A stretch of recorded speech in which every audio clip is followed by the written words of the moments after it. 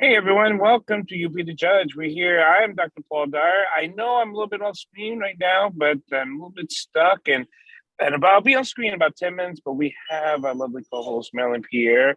And soon we'll probably have our other lovely co-host Claudia Barber.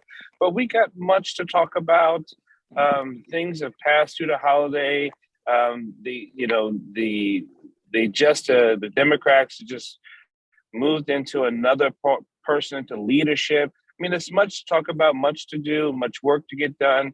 So welcome to You Be the Judge here every Wednesday from 6 to 7 p.m. Well, thank you very much, Dr. Dyer. And I'm sorry we will not get a chance to see your handsome face for the next couple of minutes, but we will try to survive. But I agree with you in terms of what has been going on with the change in leadership. Congressman Hakeem Jeffries, I had a chance to meet him a couple of years ago. He is such a nice guy. I mean, I'm just so very happy to see somebody who is nice and how should I say it, who really cares about his constituents in a leadership position, because now we get to be his constituents too. Yay. Yeah, because the thing is that when people say they want to be leaders, and I've been working on the Bethesda African Cemetery, and then also working on this reparation in Montgomery County, and because I dig into the science part of it, not about reparations, about why do people don't change their minds. And I find it fascinating that we have a thing that we develop in our frontal brain that it's basically we believe we will never be wrong. And so it has nothing to do with data, it has nothing to do with facts, it has nothing to do with what is right, what is wrong. It has everything to do with the side of the fence you believe you belong on, and that's what you're going to stick to. And that's something that I just find that difficult for how come humans follow that type of line of thinking. You would think that we would become conscious beings and we become open-minded, but actually we become closed-minded. Yeah, and I think people are so afraid to be wrong, and to me, if I say something and I find out that there's more information about it, I think it's a good idea to say, hey, now that I have more information, I have changed my mind. But some people find it really, really difficult to do that. Case in point, let me tell you something that I was wrong about. I said that I believe the Republican candidate for Congress won my district because he was, I think, 14,000 plus votes ahead at the time that I spoke. Well, the Democrat, David Trone, has since made up those votes and surpassed them. So we are going to be represented by a Democrat. Okay, that means that I was wrong. Some people would never admit, no, I was wrong. Oh, the votes must have been counted incorrectly. No, I have more information. So therefore, I have a change in, well, I guess an opinion, or even you could say facts, that the facts have changed because I have more information. Therefore, I have changed the decision or the discussion that I had prior to that. But some people can't do that. They see it as a sign of weakness. So when it comes to things like when we talk about bills and laws that needs to be changed, they're not going to change it because they don't believe it's not about, is it a good law to change, is it a bad law to change. They're not going to change it because it's not what they believe they belong on, the side of the fence they belong on, if that makes sense. Well, there's also something about the law, which is what we learned in law school is that, if you talk about a law, there's always going to be somebody for it or somebody against it. So as straightforward as some laws might seem, there's some people who are against it because the status quo might be in their best interest, or the change might be in their best interest. And that's what we mean by Recording in progress. oh, what is going on here? Okay. Okay. Yeah, so yeah, when it comes to the law, there are always some people who want things a certain way, whether it's to keep the status quo or to change. So you never know. But so if we fall into the idea that we are unable to change our mind, not because of, so let's look at, you know, some lynching laws, let's look at civil rights laws. If you ask an individual, do you believe that people should have human rights fairness, people would just go yes. Then why haven't we collectively passed this as a human rights law? Not, and that is never answered because we have this thing that's blocking us. And that thing that's blocking us has less to do with, again, what's right or wrong, or fairness, but something they're just not convinced on. And you can't convince anyone who doesn't want to believe. well, I'm not sure that is necessarily a reason for them to think about that or think about it that way. What I mean by that is some people say, okay, it's a snowflake rolling down a mountain. Yeah, if you start making anti-lynching laws, then that means that it might lead to reparations. I didn't do anything wrong. I'm not a multimillionaire, so therefore my ancestors didn't steal anybody's money. So, I didn't own any slaves. So why would I need to pay reparations for something I didn't do? That's the way that they might be looking at it.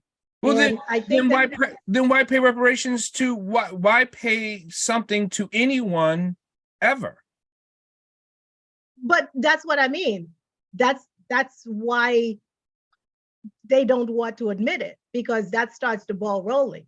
But once there's an admission, you move to the next step. But they have paid people that they were like, you know what, we're sorry this happened to you. Here's something, right? They've done it. Then it goes, well, and then it goes into, well, who's worthy of being paid, who's valued, and we've had that conversation before. Evangelist Minor would like to tell us about something that happened to her along that route. Evangelist Minor? Is there anyone else on? Yes. I'm going to share with you and Dr. Dyer only. Okay, we'll do it after the show then. Okay. Okay. Oh, I thought you wanted to tell us. Okay, I'm sorry about that. Go ahead. Tell us some more. Why do you feel that way, Dr. Dyer? So when you get into the brain science, when I was getting into diving into the research of the brain science, what I have found out is that we have biases, and we don't know we have biases until we dig into our own personal ideology of why we would think this way. So the biasness stands in the latter part of the brain that just keeps holding us back with real reasons. I mean, they're not false reasons, they're real reasons, but they still don't follow the human development, or the human even logic. Or they don't follow logic. Right. But I go back to saying that you have to look at the other people's arguments as well. And because if we were on the other side, if we were the ones who are favored, for lack of a better word, would we want to give up that position of privilege and entitlement just so somebody else could get equity? So that's why I think it's really, really important. I was at a meeting on diversity, equity, and inclusion. Oh, wow, got that right. Usually I don't. But I was at a meeting, And the facilitator, well, of course, we're talking about the meeting, and there was all this talk about this is wrong, this should be changed. Oh my gosh, I can't believe we're still doing that. I can't believe people still think that way. And so we're going along that road, and we're just moving right along. And then the facilitator stopped and asked, let me just say, I think I was one of two Black people. You know how I hate you use those words and those identifications. But when you're one of two, or you're the only woman, it's easy to, yeah. Yeah, exactly. So I was just sitting back listening, and I was like, and these are people that I was familiar with. So I knew what some of them were like, you know, even though they didn't know what they themselves were like. And I'll give you an example. Once I went to this event at this really nice house in Potomac, really nice neighborhood. I just parked, walked in, and and I think I didn't get past the foyer where when somebody was trying to get my help because she needed something or other. I think she thought that I was part of the catering group or something like that. And her friend had to sort of like jump over to keep her from getting all the words out, because her friend recognized me, because her friend knew who I was, and her friend also knew what she was trying to do, and she was trying to save her the embarrassment. So anyway, so those are the sorts of people I was at the meeting with, and they were talking about how, you know, things are so unfair, how we need to be changing things, and how, oh my God, I can't believe people did things back then.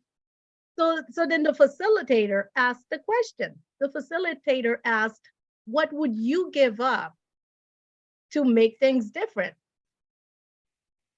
Crickets.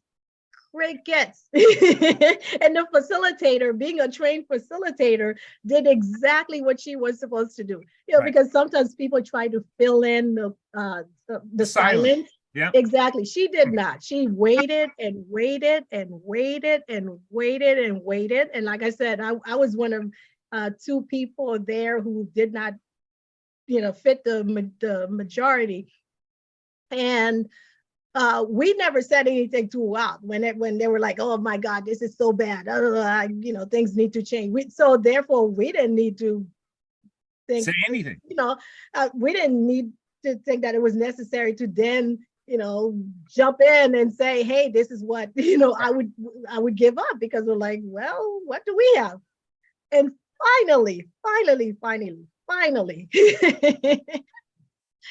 one person responded, and the response was, oh yes, we could make a Black person the president of our organization, because in its over, I think, 200-year history or something like that, nobody of color has ever been president, and blah blah blah. And I said, and that was, and everybody jumped on that. You know, it was like, oh yeah, that's such a great idea. Da, da, da, da. And I myself was thinking that, oh, so let me get this right. Right. The way, I mean, I didn't say it because I was trying to play nice. And you have to. You have to. But in my mind, I was like, let me get this right.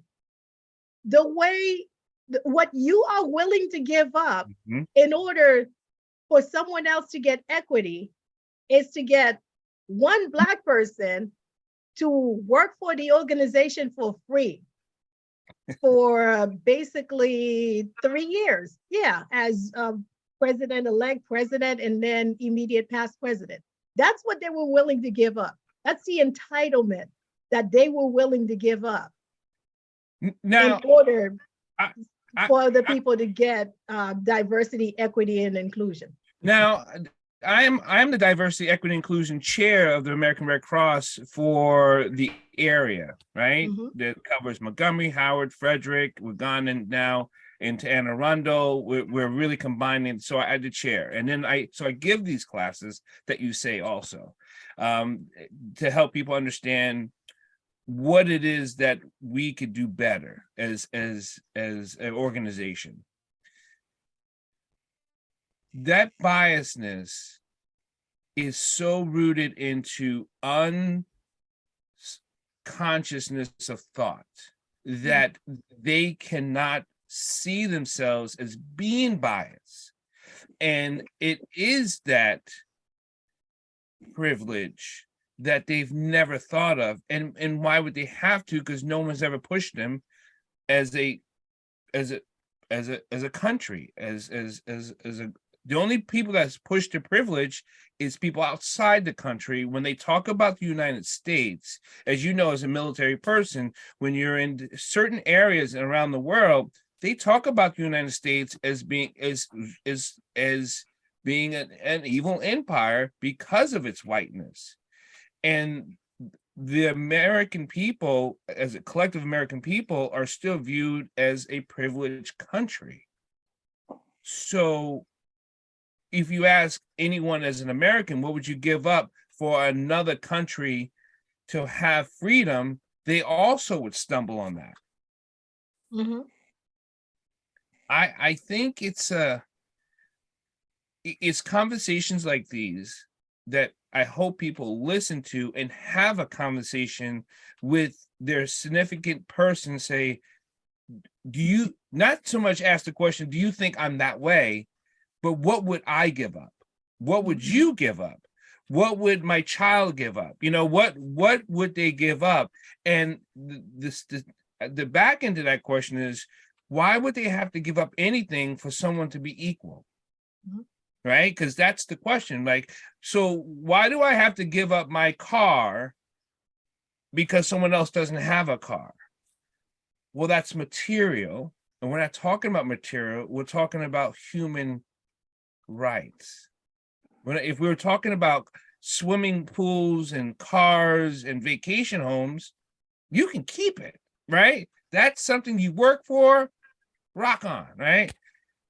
But we're not talking about material things. We're talking about an emotional thing. We're talking about a feeling. We're talking about, and I also had the same thing happen to me at a party. I was wearing a tuxedo, and they thought I was the doorman. And I was standing near the door, and there was a party at a nice home, and I had a tuxedo, and someone handed me their coat, and another person handed me their coat. And so I stood there, and for me, I think my type of fight for this is that I guess I'll take your coat till someone corrects you, right? So to the person that invited me, like, oh, what are you doing with these coats? Your guest handed me these coats, and he had said some unkind words about these people, and I was just like, but that's the place where we live in. Mm-hmm. Why I don't know you. You must not belong here. You must be working. It's what a funny world to live in as a Black person in the United States. Yeah, and I could very easily think of something that they could give up, and it wouldn't even cost them anything. No. And what they can give up is the idea that certain people certain people are more valued than others. That we're not valued just because we're people. We're valued because of this, that, and the other. Right. And that's why the title works for people. Exactly. And to teach the next generation that they shouldn't carry that with them. See, that's the fear that I have, really, because not only do you have a generation that thinks that, yeah, we're entitled and we're supposed to be entitled, but they're carrying it into the next generation, and then the next generation, and then the next generation, which is why sometimes you say to yourself, are we ever going to get to where people are valued just for being people? You know, we have this show every Wednesday at 6 p.m., 6 to 7, and You Be the Judge. And I'm actually going to put one of our staple people that comes on the show every week. Holly, are you ready to answer a question? Because and for those of you who be listening on podcast channels, if you don't watch on a video, Holly is a lovely white woman. And yes, are you allowed to say that? Yeah, I am. I have. I agree with you that she is lovely. I'm just asking, are you allowed to say that? Because I hear nowadays you cannot tell a child, "Oh wow, you're so cute. Look at you." I hear you're not supposed to say that anymore because. Well, I have to paint the picture for the people listening on podcasts. They're like, so who the hell is Holly? I mean, because we may not speak all the time, but we may not all sound black, you know. So, But then I get to interject something. I ran down to the kitchen to get my favorite coffee cup, which I couldn't get because it was in the dishwasher. But it says on the coffee cup, more rights for you are fewer rights for me. It's not like pie. And I just think there are a lot of people that don't even grasp that concept at all. So ask me, let me see if so I love it. We'll get back to that concept. So the question is, have you had these conversations with other people? And what are some of the you know, obviously I don't want you to give names and faces, but what are some of the Unless you want to, she might want to. she might want to name names, you know. But what's some of the comments or the conversation that ensues? Yeah, let's see. It would take a long time, but I got to tell you, I'm from Oklahoma, and many. I'll tell you. I'll give you something. Here's a perfect example. And it's not black white, but it's American Indian versus. It's the same. It is, and I was raised. My father said when he was growing up, there were places that said we do not serve liquor to Native American Indians. They would have said. So I just called my beloved uncle, 95 years old, and said, "Did you ever know that my mother was part Indian?" Or she claimed to be. I don't know if she was or not. I haven't found independent verification there, and I've tried. But he didn't. And the question I would love to know is, did my father know that? You know, but because I think things that don't advantage you, why would you say it? Yeah, to Right. go into a bar and be told you weren't, you know. Right. So anyway, we don't know what we don't know. I'm just thinking, would I have conversations? Because I wouldn't be around people. I wouldn't choose to be around people who would have to be corrected on that too much. I have challenged people sometimes, but it wasn't a conversation. Because I think sometimes when you're around like-minded colored people of the same particular pigmentation, conversations don't come up if they don't have to. Right. They just don't. I mean, Right. Why would at a dinner party, a dinner table, you would ask, what would you give up for reparations? They were like, I mean, it just wouldn't come up unless someone specifically asked. I think Will wants to say something. Yep. I would suppose that giving up is paying more in taxes so that people who live in real poverty live more comfortably. Good point. Will, and I'm sure when people hear this, they're going to say and see this, they're going to like, I'm glad he is as old as he is, because there's a lot of young white men would never agree to that one. Period. They just wouldn't do it. Yes, They don't like doing it for roads, I transportation. think you're being unduly pessimistic. and are you sure, Will, these people wouldn't stay home and eat bonbons and watch Netflix all day because of this extra tax money? Because that's Right. what some people would say.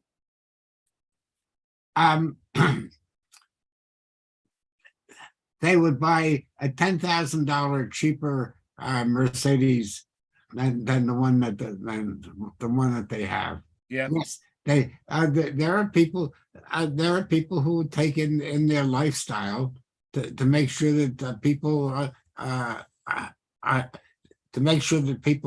have enough food to eat.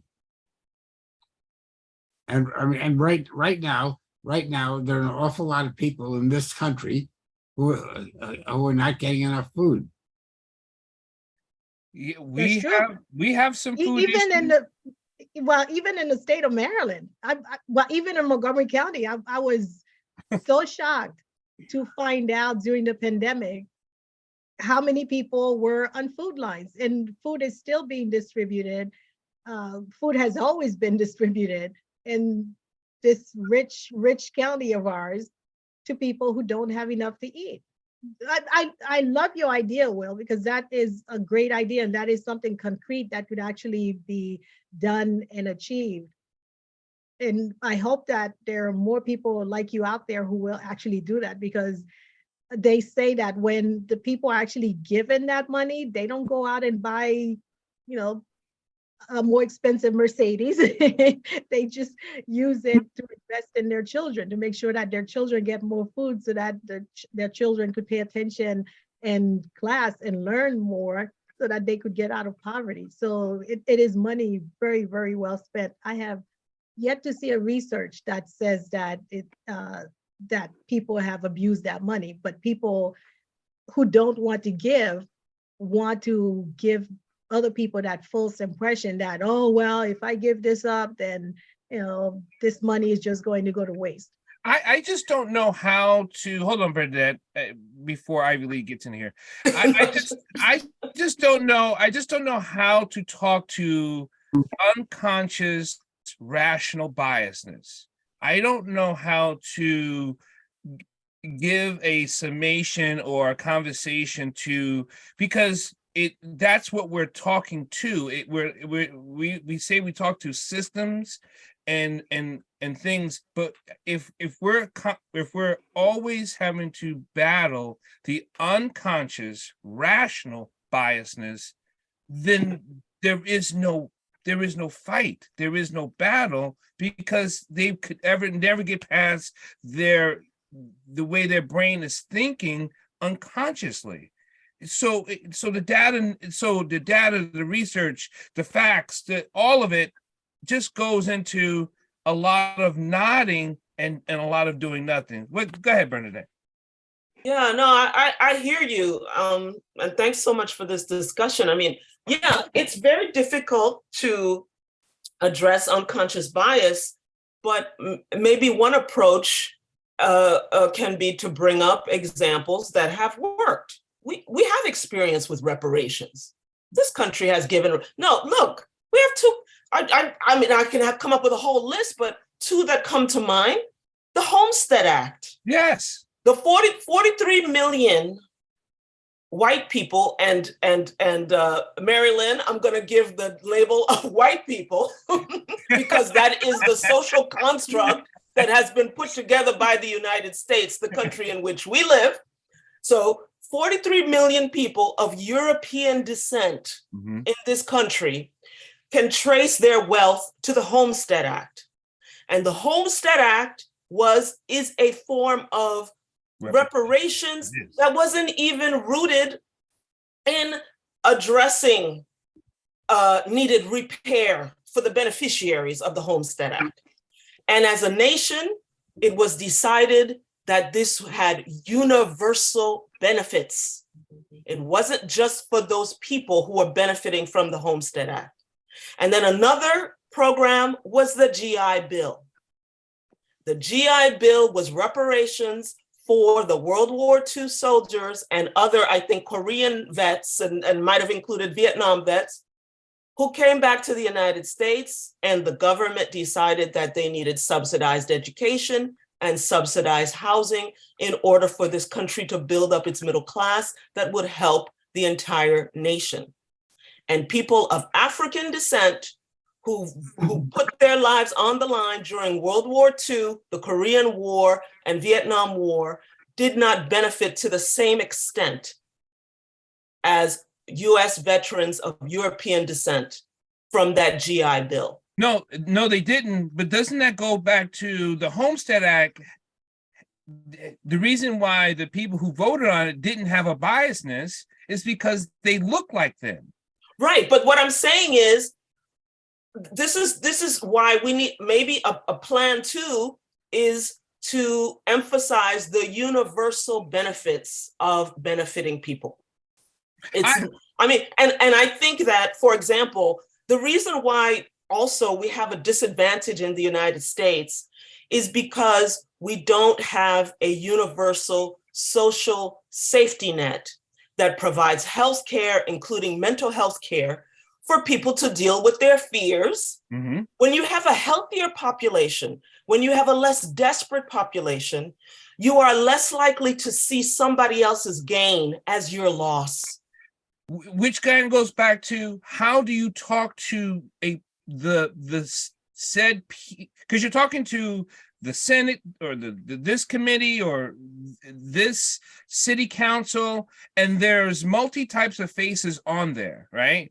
But it seems like when you talk to that multi-face people, whatever their origin is, it still comes out to the whiteness of it. I mean, well, look, our ancestors have had to deal with this, right? And they kept on going. It's why we're here, you know.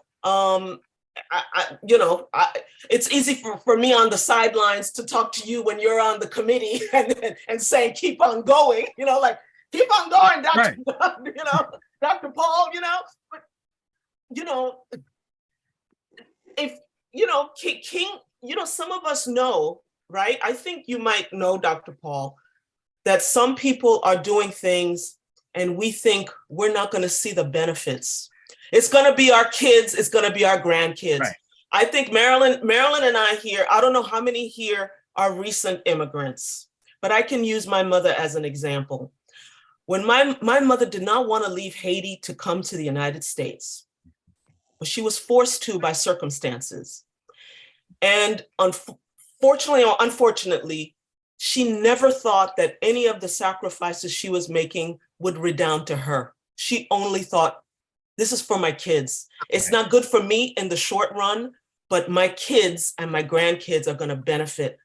I have the benefit of seeing that in my personal life.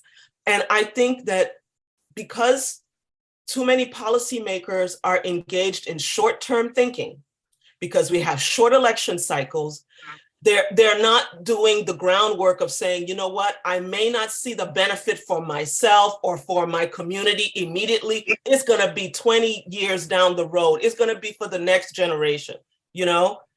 I mean, I don't know if that, you know, if that jives with your experience, Dr. Dyer, but it does, and I agree with the long view. And I do agree with the long view, and I do agree with go ahead, Will. Okay, how do you explain the Senate right now has passed or is about to pass legislation that same-sex marriage in states that recognize it must be recognized in states that don't recognize it? This all happened within 25 years. Yeah. See, there are people out there who are very anxious about homosexuality for one reason or another. Those people have not gone away. Those fears have not gone away. But nevertheless, Congress is passing this bill. How do you explain it? I have a theory, but that's not my. Well, go ahead. I want to hear the theory. They did pass it. The reason why it passed faster than anything that has to do with Black African Americans or Black Americans or anyone that doesn't look white is because they could see themselves in them. And that's it's almost like, yeah, my sister is this or my brother is this, so I can see that. So when they can't see themselves in the process or the progress, I think it gets kind of blocked. Yeah, and NPR had a discussion on that, and that's exactly what they said.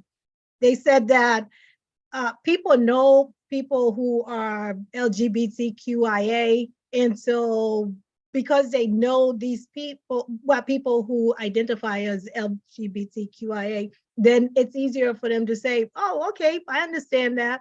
But fewer of these people know or have an intimate relation, and I don't mean sexual, I just mean intimacy in terms of,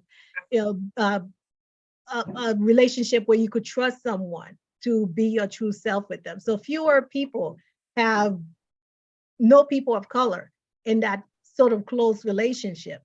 And that's why it's easier for those bills to get passed. But I do want to say that part of that bill was to also have them recognize interracial marriages. Interracial marriages. Yeah. And I thought that was, that was a good. Did you read the bill? No, I did not read the bill. I didn't read the bill, but I can read I it. add one more thing? Yeah, yeah, go ahead. But the interracial marriages was so far down the line, it was like, let's just throw this shit in there and just hope this gets passed. Well, because it was you could tell it was an afterthought. It is an afterthought. But like I said, it's in there. Afterthought or not, I'm kidding. 10 seconds. No, Just 10 seconds. Also, it's the donors. Mhm. They get a lot of money from people who identify as LGBTQIA. And in their minds, again, it brings up the whiteness that Dr. Paul brings up. In their minds, the big donors are the people who identify as white, who are LGBTQIA. Yeah, NPR also talked about that. They talked about how, yes, not everybody who identifies as, as a member of the LGBTQIA community, sorry if I got it wrong, is rich, but the impression or the overall impression or stereotype that we have is that they are better off than the rest of the population, which is why you have people in that community who are of color who complain about, hey, we're here, we're still being discriminated against because of our color, even though we're supposed to be part of this community that is supposed to be so inclusive. I mean, Lindsey Graham has been, he's been a homosexual ever since he's been, as far as we know, since he's been in office, but he hasn't said anything, but I'm sure all his donors know he's gay. And then we have people. Well, do you have something that you want to tell us, an experience maybe with Lindsey Graham that you want to? Come on, really, Lindsey Graham? I mean, I don't know what the man's. I don't know. I mean, until he tells me what his sexual preference is, I'm not going to. That's true. I agree. I know what the jokes are and stuff like that. But I'm kidding. Go ahead. But I agree. He hasn't said anything. He hasn't come out, but he has been pressured to at least come out, and he hasn't. So he has been pressured. And that's also kind of interesting that we talk about that, because you have someone who, there's so many jokes out there. There's so many insinuations, but the people who support him, if he were to come out to them, I think they would probably have his head. I think they know. So I'm not sure he can come out for his own safety. I think they pay him enough to not come out, even though they know. You know what I mean? It's kind of like, we know, just keep it to yourself, and we'll keep funding your committees. We'll keep funding your. Go ahead, Holly. Oh, I hope I'm not changing the subject, but I've long wondered this, and it seems to fit in. Shirley Chisholm said in politics or in Congress, it was more of a problem that she was a woman, that she was Black. Right. Now, I can't quite understand that. Could someone share that? I mean, Bernadette, do you want to start? Yeah. I heard her say that too, and I've even have quoted it on certain occasions, but I don't know if Bernadette wants to start. No, I'm still absorbing that, because the Shirley Chisholm quote that I usually keep in my heart is different from that. Mm-hmm. And actually that surprises me. Actually, that surprisses me. That quote. Me too. And so I looked it up. It really is. I found it. Well, then I will, because I'm very familiar with that quote. So actually, we have Judge Barber coming in, so maybe she'll have a little bit to say about that as well. And so what we're talking about, Judge Barber, since you joined us, is Congresswoman Shirley Chisholm's quote about it being more difficult for being. She found it to be more difficult to be a woman than a Black person. Have you ever heard of that quote? I have heard of that quote. And do And you want to tell us your opinion on that? I think that the role of sexism still exists. There are clearly things that happen in day-to-day living that are impactful for women. Now, I think that categorizing this, there are situations that Black women face that are very different from what other people face. And a perfect example is how April Ryan rose to the spotlight. It was based on two nasty incidents when she was in the White House press room. One is when Sean Spicer told her not to shake her head, and see, the question is, do you know of any white male he would have done the same thing to and publicly humiliated him and embarrassed him the way he did April Ryan? And the other incident was when the former president, Donald Trump, asked her to connect with the Congressional Black Caucus and made some broad assumption that she would know the people and, she should do that for him, make it happen. And that was inappropriate. She doesn't work for him, number one. Number two, why would you assume that she has connections that she would, complete this transaction on your behalf? That's a task that's assigned to someone that's part of the White House establishment that's employed by the White House. So, now, in fact, when April Ryan was our keynote speaker at the Freedom Fund banquet with the Anne Arundel County branch of the NAACP, she acknowledged that she's still traumatized by that incident. And I began to unpack, and I realized what she is saying. That interaction was toxic, and even though it was toxic, though, the good part about it is that it catapulted her status and her exposure to the world, because they kind of saw her in it magnified her in a large way, even though it was under bad circumstances. It basically identified her as April Ryan. And then, of course, she had books that she wrote about her, under various presidents. So those types of scenarios are important. And I do remember reading seeing a documentary on the Shirley Chisholm story. It was just so energetic, so exciting to learn about her history and how she had to fight certain battles when they wouldn't even allow her to be part of, I think it was a debate. And she had to go to the courts to get that thing settled that, hey, she's a candidate too. Don't ignore her. And so this whole issue is, the thought of being dismissive and disregard, Black women in that way. That's another example. But yes, the sexism part of it is about being dismissed, being disregarded, being taken for granted, being talked to in a condescending manner, being talked to in a way that in which males are treating you like you're a child. All of that. But all males, even the Black males, did not like what she was doing and saying.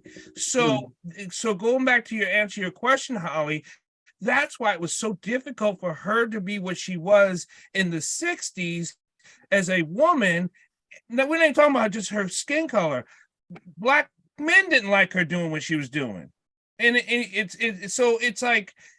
we go back to that unconscious biasness. Why would a person, a human being, not like what a person's trying to do? Now, if you want to identify the person as white, woman, Black, whatever, then that's something that's triggering in your brain, in your traumatic issues. And that's something that is so unconsciousness for people to actually to drudge up to think that they have to deal with. So they spew out certain things that is logical to them, that is rational to them.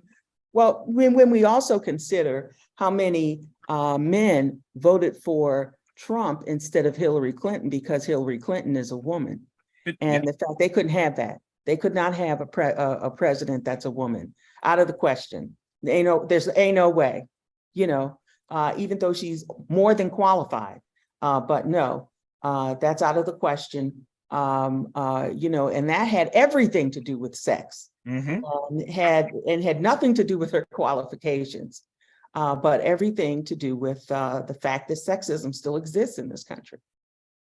Strongly. Yeah, so to answer Holly's question, the reason why I think that Congresswoman Shirley Chisholm said that she perceived it to be more difficult to be a woman than a Black person is because you have all the prejudices that Black people have, and then you have all of the prejudices that women have.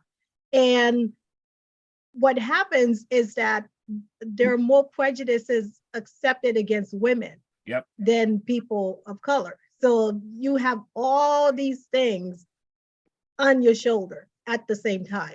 Well, so that's why I think she said. Let me add to that, though, that believe it or not, though, the way the sex discrimination laws have evolved, it is easier to prove a sex discrimination claim than it is a race discrimination claim. That's what makes us so brilliant in the statement, because if she only brought it to a Black woman and she just mentioned her color, it would have got dismissed and totally ignored. But she said a woman, and other women were like, "You got that is right. We are blah blah blah." And so that's how brilliant I think she was. So she's yes, unquestionably, she is an icon in my opinion. And the important thing about Shirley Chisholm, she's a legacy. She left a legacy, a profound legacy, an impactful legacy.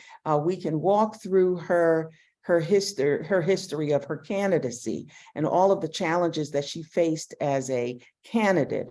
But she was bold enough to do it. She was bold enough to take the step and move forward. Other people were just talking, but they were not walking. They were not getting in her shoes, actually making the step to file the certificate of candidacy to run for president of the United States. So that was a bold move and a wonderful move on her part. But I just really appreciate the work that she did and the legacy that she left behind. It was tremendous and it was impactful. But you have to understand that even when you look at, for example, political figures like Vice President Kamala Harris, there are some people that are undone about the fact that, she's the tiebreaker in the Senate. Undone. They can't have that. You can't have a Black woman with that kind of power. They're just undone by that. And the same way with the fact that they're not well received. Now, again, some of the things I was sharing has a lot to do with the judiciary. My biggest concern as having served in the judiciary is that we don't have enough members of the judiciary that has a keen understanding of handling race discrimination and sex discrimination cases. You don't have it. You don't have people that are tuned to race discrimination. You have way too many, an overload of people that will be dismissive of race discrimination cases. I was just in a session in a legal redress matter, and this individual explained how he was pretty much run out of a position when a white woman found out that he started at a step higher than she did. And then after that, she went into this scheme to get him removed before his probation period ended, simply because she was jealous of the fact. Now, see, I understand that aspect of racism, but to some judges, that's nothing. They'll come up with 99,000 reasons to rationalize that dismissal. 99,000 reasons. And if you don't have a judiciary that's strong, that's bold, that recognizes discrimination when it happens to Black people and people of color, then, you know, it's a dysfunctional judiciary. And it's not meeting the needs of society and the community. So Judge Barber, before you came on, I had gave this long soliloquy about unconscious rational biasness. Now, how do we break through that barrier of getting for them to understand that that's what they have, for them to see the other side? Well, one thing I definitely know that judges today, as opposed to judges maybe even 5 or 10 years ago, they have a multitude of unconscious bias training. That is a thing for them to undertake. But see, what is difficult to change is the culture and the attitudes and the mindset of people that have been doing things their way. A lot of times, I know when I went to cultural bias training, sometimes they call it unconscious bias training. Sometimes they called it an actual seminar on all the changes in the Office of Human Rights. Then there was another time I went to some training that had to do with unconscious biases in the judiciary. And the attitudes of the judges is appalling. Half of them don't even want to be there. Half of them don't mind. That's good.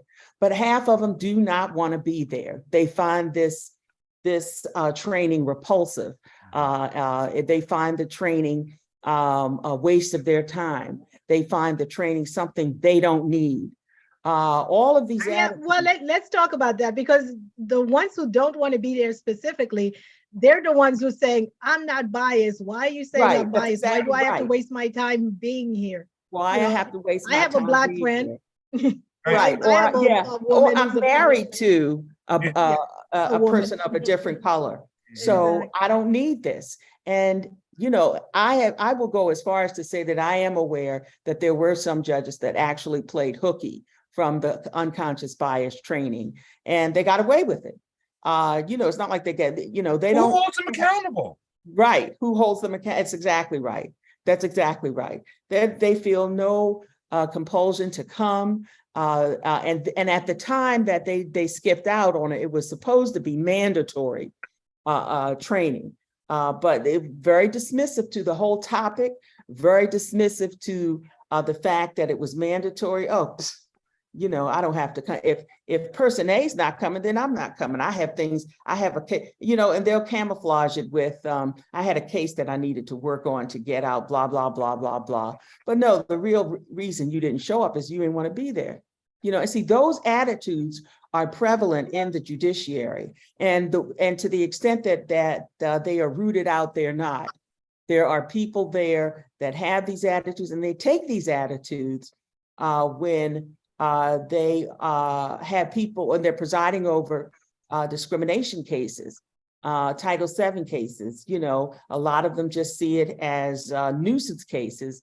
And they have the attitude also that people of color just are here for the money. Whenever you see comments in news media commentary sections, whenever there's a race discrimination case and somebody won $1 million verdict or somebody is suing, the 90% of the negative comments are always about, you're looking for a big payout. That's exactly right. That's exactly right. Yeah, because we were talking about reparations before, and how to make a stance against someone who does not ever want to vote for reparations in either a county or a state, or it just they look, they're like, well, we're just trying to get a big payout, and we're not going to give them that. They're not going to have that. But they'll give welfare. It's not the same. It's definitely not the same. When you think about the history of this country, you can start with the victims and descendants of lynching victims. Mm-hmm. And the people that were descendants of the convict leasing system. Yeah. All of those people are entitled to some form of reparations. And one of the articles or charts that I ran across is one in which they compared the reparations that the Japanese got during their internment. They got reparations. Yes, he did. And then So did the Koreans that was right. put in camps Right. too. They got reparations. Yeah. Then when you went all the way down the aisle, the reparations that people got for Jim Crowism and for slavery or any institutions of bondage that occurred in this United States, zero. So see, a lot of that is part of the problem is how people treat racism as a whole. That's why they treat it as dismissive. It's something that people don't want to see and don't want to take seriously. And then they try to message it as something that is not worth not only awarding a compensation, but also not worth being bothered about. It's news that needs to be dismissed. I've been working on this paper on reparations and stuff, and trying to do the data and working on the trauma, how it's afflicted for generations. And of course, I go back to the trauma and how trauma affects X, Y, and Z, right? So you start out on one end and how it's fingered into the traumatic issues of mental health that Bernadette was talking about, mental illness that Bernadette was talking about, and how it affects alcoholism. All these things it has filtered in and broken out. So I actually feel like if they don't want to, I don't know if the word is admit, then they must be into eugenics. They must be into the decimation of the country, and they have to admit that. Then you're either going to do one, that we can help fix something, or you're just into allowing this country to be decimated by killing off people systematically. And that's eugenics. And you have to be okay with that. And if that's what they're voting for, then say it. Well, that's kind of very impactful. When you're thinking about it, it really is. Because when people think about what happens in, the whole when people think about what happens when people lose their jobs over race discrimination, the question is how did that impact their career? And most of the time it's very impactful. And that's why compensation is necessary when there's a race discrimination, when their removal is based on race discrimination. Yeah, but I want to make sure that we realize that it's not only in discrimination cases that judges show their biases. They show their biases in all types of cases, whether it's a criminal case, civil case. I cannot tell you how many people have called me and talked about the discrimination that they have faced in family law cases. I did not get custody of my child because I got, I ended up paying more child support than I should have because, I was perceived this way, that way, or the other party was perceived this way, that way, or the other. So discrimination from the judiciary shows itself in many, many, many, many different.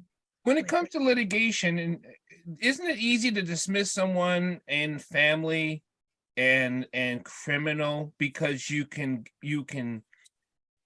have this idea that what they not and what they didn't do more than a civil case about someone that it's almost like civil cases you can almost view as fair because something happened to someone. But a family thing, it's kind of like, well, if you were this, so if I have a mental concept of like, if you were a better dad or you were a better mom, if you had a better upbringing, you wouldn't have a family law case, family legal case. And then if you're in a criminal case,